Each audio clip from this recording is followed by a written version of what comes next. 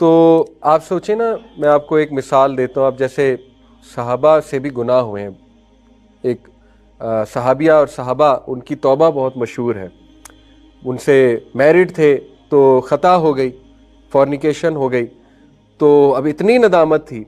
हालांकि वो छुपा लेते इस गुनाह को और अल्लाह से तौबा कर लेते तो तौबा माफ़ हो जानी थी, क्योंकि इस्लामिक शरिया जो है उसका मिजाज यही है कि आप गुनाह को वाजे ना करो और तौबा कर लो अल्लाह से।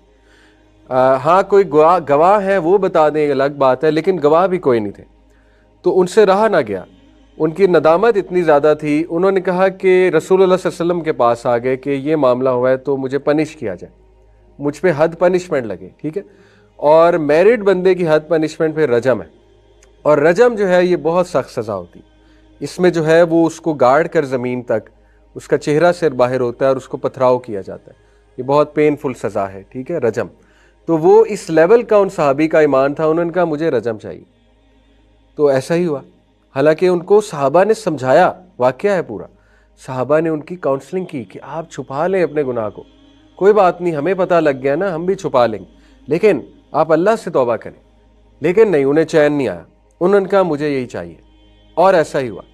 और अल्लाह ताला ने उनकी तौबा कबूल की, और क्या कबूल की होगी। जो सहाबियाँ थीं, जहाँ तक उनकी बात थी, वो हामला हो गई। तो वो रसूल वसल्लम के पास वो भी आई। तो रसूल सल्लल्लाहु अलैहि वसल्लम ने कहा कि कम बैक, जब ये तुम्हें बर्थ हो जाए। बर्थ हो गई, फिर आई, कहती मुझे सज़ा चाहिए। देखिए क्या ईमान था, कोई और होता वो तो भाग जाता। तो रसूल सल्लल्लाहु अलैहि वसल्लम ने कहा कि इस बच्चे को दूध पिलाओ, जब ये बच्चा थोड़ा बड़ा हो जाएगा फिर आना। अब ये चांस दिया जा रहा है उसे, अगर आप इस्लामी मिजाज समझें, ठीक है, इस्लामिक पनिशमेंट, उसे चांस दिया जा रहा है, चली जा, मतलब अल्लाह से तौबा कर जाके। वो फिर आ गई, बच्चा जब बड़ा हुआ 2-2.5 साल का, आ गई, कहती आप सज़ा दें।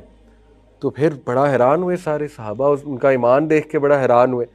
तो फिर ऐसा ही हुआ, उनको रजम किया गया, और उनके खून के छींटे, जाहिर है वो वाक़या है पूरा, वो पढ़े किसी के ऊपर तो बंदे ने बड़ी कराहत शो की। उसको स्टोरी नहीं पता होगी, उसको यही पता होगा रजम हो रहा है, ठीक है। तो उसने बड़ी कराहत शो की। तो नबी सल्लल्लाहु अलैहि वसल्लम ने कहा कि अगर तुम्हें इस औरत की तौबा को पूरे मदीने में डिवाइड कर दिया जाए, तुम सब माफ़ हो जाओ। यानी इसकी इतनी बड़ी तौबा इस औरत की, ठीक है। तो वो कौन लोग थे?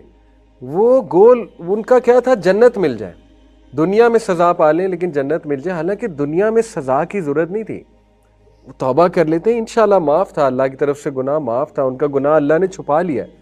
लेकिन वो उनको चैन नहीं आ रहा था कि नहीं, मैंने जो है ना वो फ्री, मैं बिल्कुल अल्लाह के सामने जब आऊँ तो मेरा खाता जो है वो इस गुनाह से पाक हो। ये चैन बात उन्हें लेने दे रही थी, इसलिए वो हाजिर हो गए।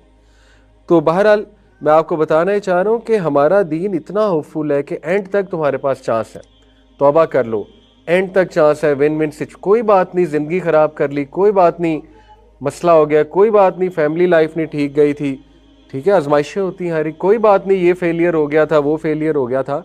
वो भाई लुक के मेरी मुलाकात किससे होनी है? मेरे क्रिएटर से। Look forward to that meeting, कि मैं अपने रब से जब मिलूं तो वो मुझसे राज़ी हो, ये मेरा गोल होना चाहिए, ठीक है।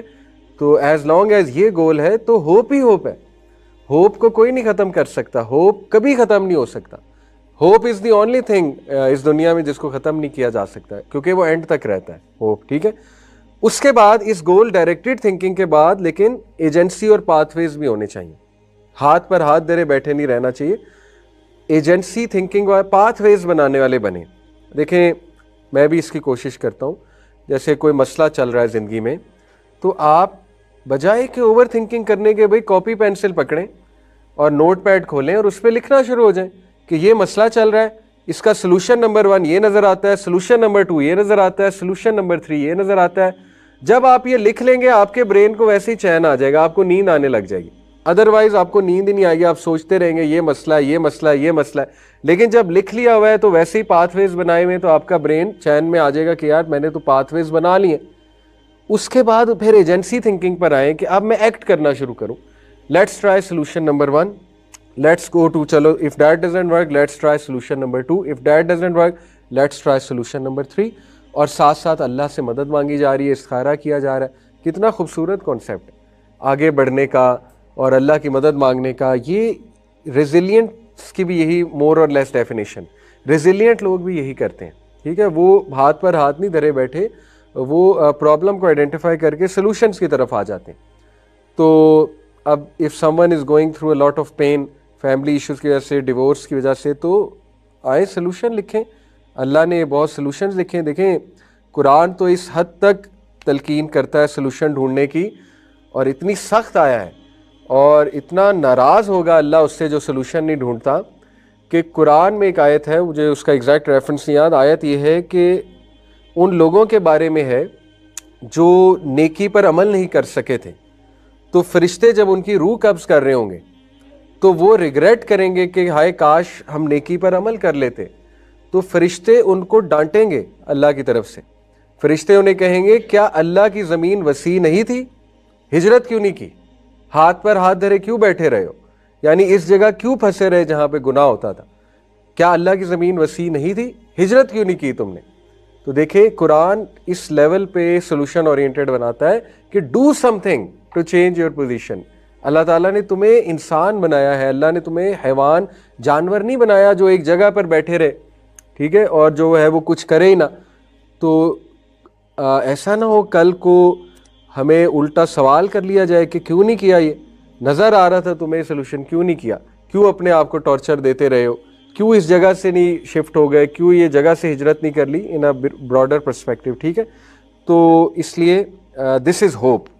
और इसकी बाकायदा वर्कशीट्स होती हैं जिसमें साइकोलॉजिस्ट आपको पाथवे और एजेंसी थिंकिंग की एक्सरसाइजेस करवाते हैं, वो आपको पाथवेज बनाना सिखाते हैं, ठीक है। मिसाल के तौर पे कोई बीमारी हो गई, अब हाशिम के साथ मेरा टाइम गुजरा है, वो जो बच्चा था जिसको स्टेज 4 कैंसर हो गया, stomach cancer, then he died.